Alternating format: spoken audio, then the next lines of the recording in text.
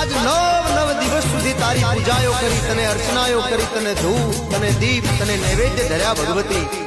પણ માં આજ 9 દિવસની નવરાત્રી પૂરી થઈ ભગવતી. તારે તારા મૂળ નિજ સ્થાને જવાનો સમય આવ્યો ભગવતી. પણ હે માં, આ 9 દિવસ સુધી તારી જે કઈ પૂજાયો કરી, તને જે કઈ અર્ચનાયો કરી, તને જે કઈ ધૂપ દીપ નૈવેદ્ય ધર્યા ભગવતી, એમાં ક્યાંય કોઈ ઓછું પડ્યું હોય ને માં, તો બધાયના વતીની આજ હું માફી માંગુ છું. કારણ ભગવતી, તમને શું ગમે, તમને શું ન ગમે એની અમને ખબર ન હોય માં. કારણ અમે તો કાચું ધાન ખાનારા છીએ માં.